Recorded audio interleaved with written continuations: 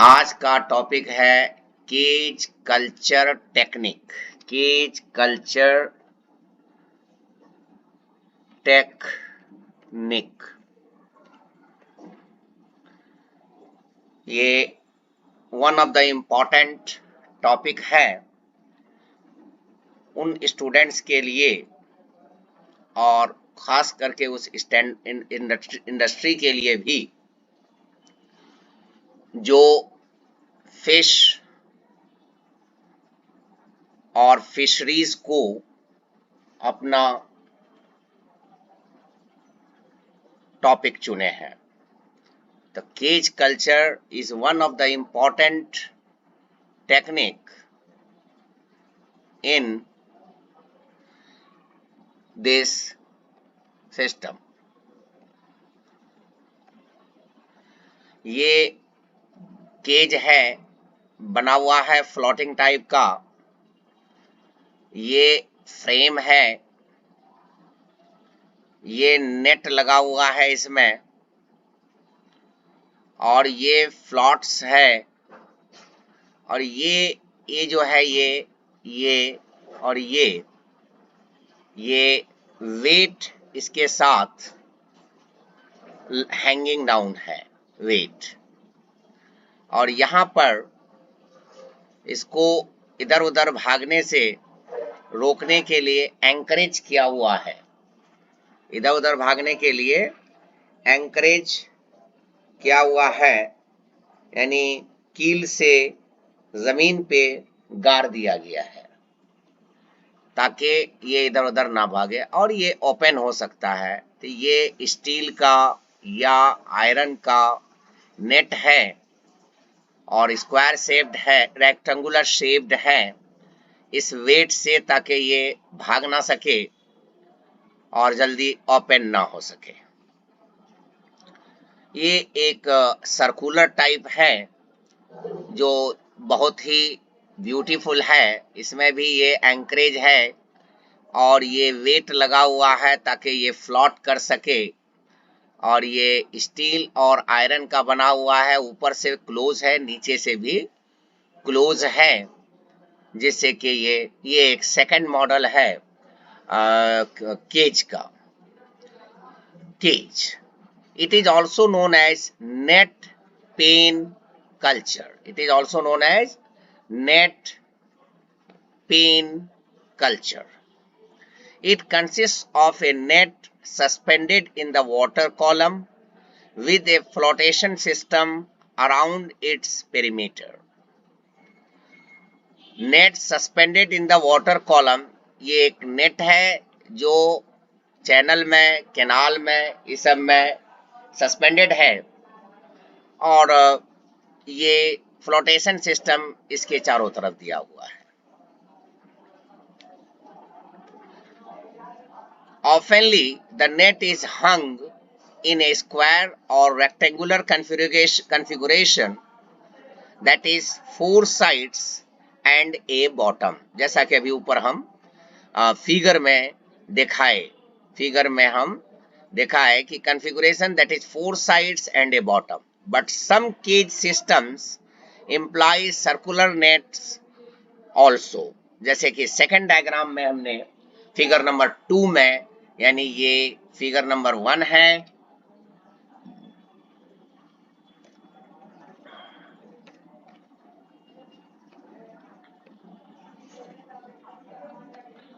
और ये figure number 2 है।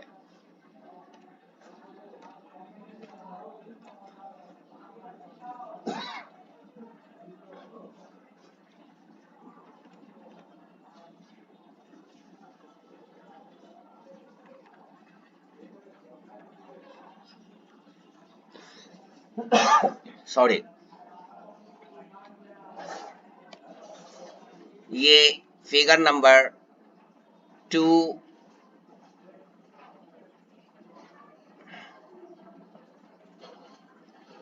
है।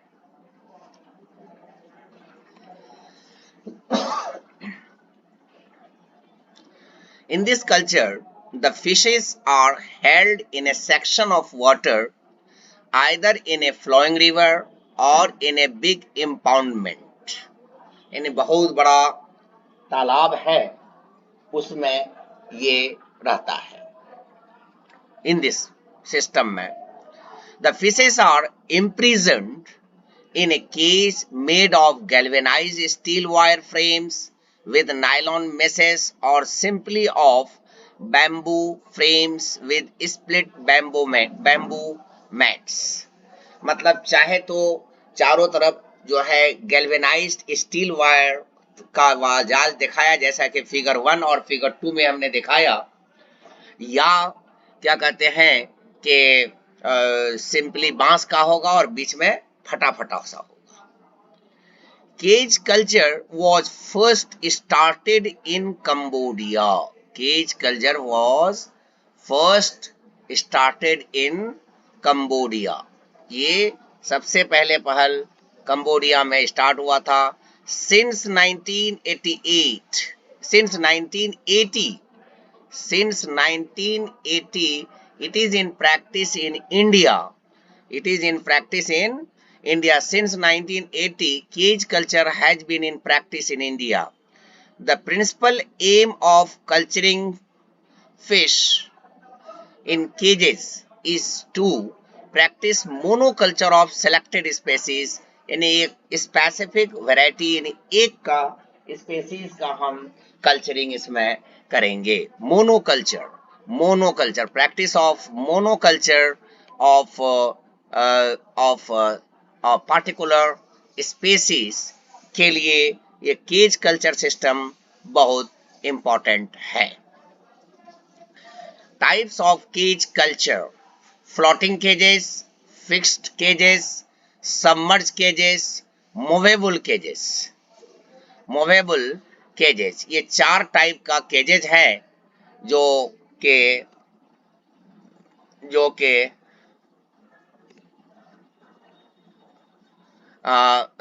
इन प्रैक्टिस है।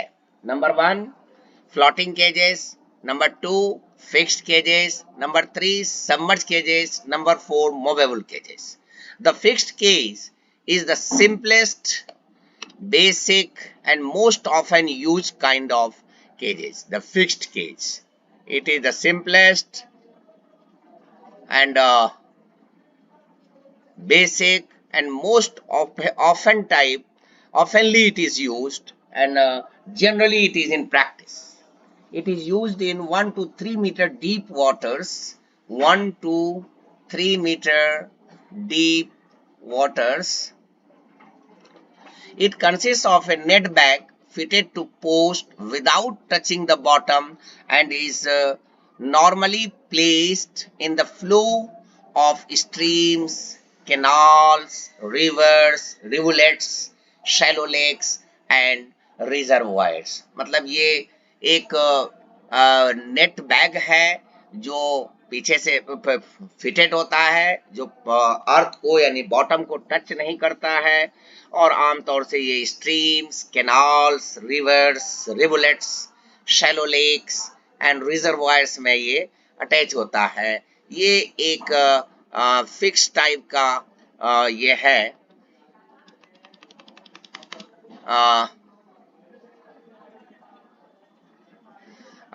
एक डायग्राम है। 2 meters to the bottom, it is away, 2 meters cage height, and this is the cage, and this is the riverines, or you may say pond or impoundments, etc. ये आपका है। तो now come to the next topic: size, design and arrangement of cage. The size of cage, it is the common size 3 meter into 3 meter into 2 meter for 4 meter deep ponds. यानी जो 4 metre गहरा Pond's हो उसके लिए ये 3 यानी length, breadth and height है, ये 2 metre height. And for deeper water it is 3 meter into 3 meter into 3 meter, means all the 3 dimensions are of same size. All the 3 dimensions are of same size, and these are the this diagram shows improper arrangement, and this diagram shows proper arrangement of flow of water. So this is the things. Stocking and culture period. Stocking and culture period. Recommended size यानी किस size को हम culture कर सकते हैं 50 to 200 fry पर cubic millimetre. This is the density of 25 to 65 millimetre length. यानी इस साइज का इतना डेंसिटी तक हम कर सकते हैं. रिकमेंडेड साइज है ये जो है ये रिकमेंडेड साइज है. ठीक है. और 25 to 100 fingerlings. Here is fry and here is fingerlings. As you know the difference between fingerlings and fry, so you must remember it. Now the next is, and it is for table sizes fish, and fry to fingerlings in carp cases. The culturing period is 30 to 60 days, means 30 to 60 days time is sufficient to grow into normal size, but in stable size carp it is about 6 to 8 months. It is about 6 to 8 months. Maintenance of cage culture. Maintenance of cage culture. Periodic and weekly clearance from biofouling organism. Clearance of cage. Clearance of cage from biofouling organism means हफ्ता में एक बार जो है कम से कम cage को साफ करना चाहिए, क्योंकि अदर जो मैक्रो बायोलॉजिकल ऑर्गेनिज्म है जो वहां पर फाउलिंग पैदा करता है, महक पैदा करता है, उसको हटा देना है. Periodic monitoring of water quality. Cage के अंदर जो है वाटर क्वालिटी को भी पीरियोडिकली मॉनिटर करना है. Repairing of floating platform, sinkers, anchors etcetera, ये सारी चीजों का मेंटेनेंस के अंदर आता है. Feed and feeding tray. Feed and feeding tray. Good quality fish feed containing economical feed ingredients must be used.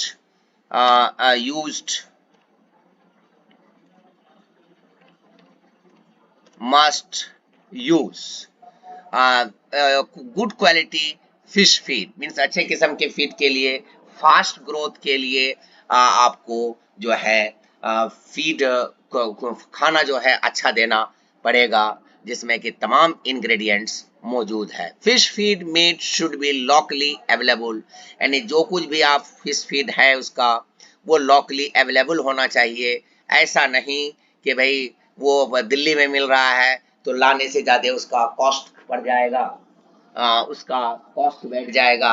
And it should be easily available, locally available. Fish 3 to 5% of body weight feed at least twice a day. यानी body weight का अगर 3 to 5% body weight है fish का तो बढ़ा है, या तो उसके लिए कम से कम पर डे 2 बार खाना देना है. Feed can be prepared in pellet forms in 2 to 6 millimeter diameter. यानी जो खाना आप देते हैं उसको गोली के फॉर्म में या पिलेट के फॉर्म में तैयार कीजिए, जिसका के डायमीटर 2 to 6 मिलीमीटर हो, ताकि वो इजीली इनगल्फेबल हो. Use feeding tray. Artificial feeding के लिए फीडिंग ट्रे का यूज करें, जिससे कि बहुत तरह की परेशानी से बच सकते हैं आप. तो इसलिए आर्टिफिशियल फूड के लिए फीडिंग ट्रे का यूज. ये एक मॉडल है फीडिंग ट्रे का. This is the 60 centimetre disc diameter and this is the 10 centimeter, and from this to top it is 90 centimeter, and from this to this it is 60 centimeter, and these are the dimensions, and feeding tray should be of this kind. In India, tilapia. In India, tilapia is the most preferred species for cage culture. tilapia is the most preferred species for the cage culture.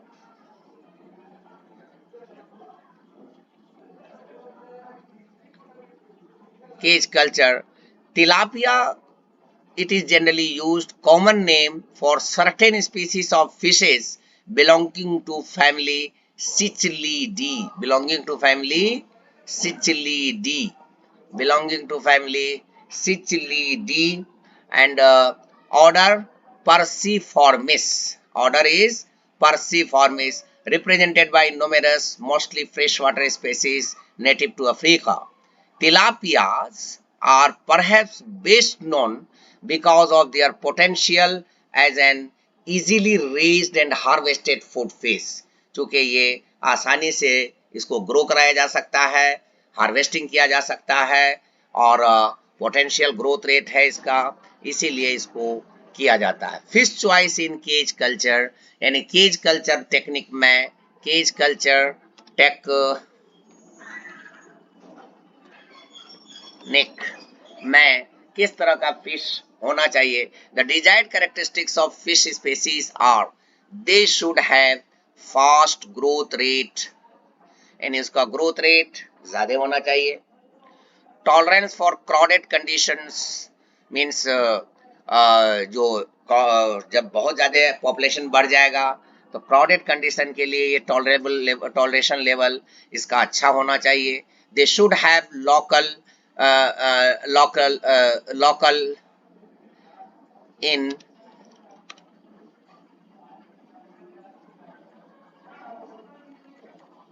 they should have local, they should have market value. ऐसा नहीं हो कि वो fish को हम पैदा करें या उसका ग्रो करवाएं लेकिन उसका मार्केट वैल्यू बहुत कम हो. Advantages of the cage culture. Large water resources can be used which could not otherwise be used for aquaculture.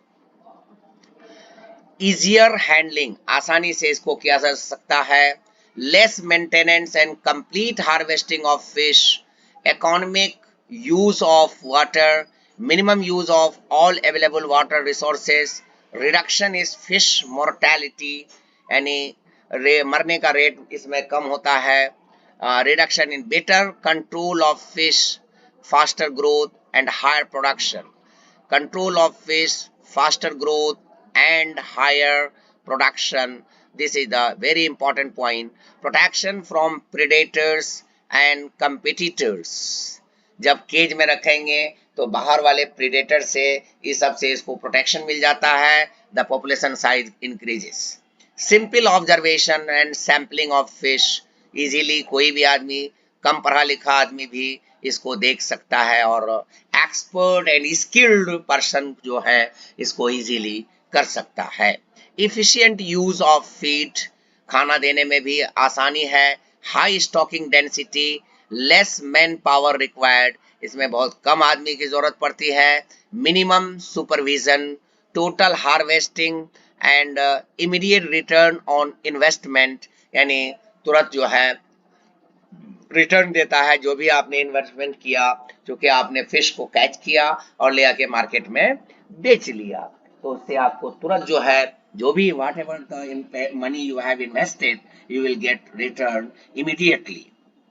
Flexible system of raising at least 2 different species of fish. जी, हम at A time 2 species को कर सकते हैं, एक inside the cage and another outside the cage because it is a water resources and big source of water. Those fish which are captured inside the cage, they are growing, and outside the cage they are also raising. So at a time 2 different species are raised. Easy observation and handling of the fish population on daily basis.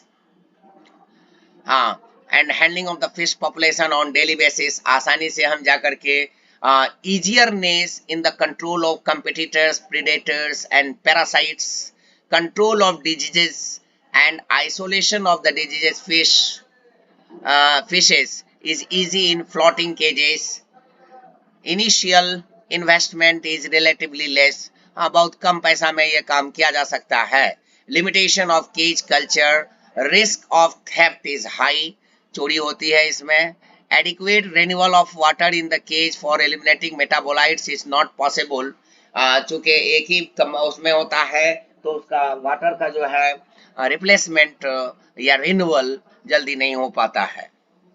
There is a need for maintenance of high dissolved oxygen content, BOD, high dissolved oxygen content यानी BOD की जरूरत पड़ती है.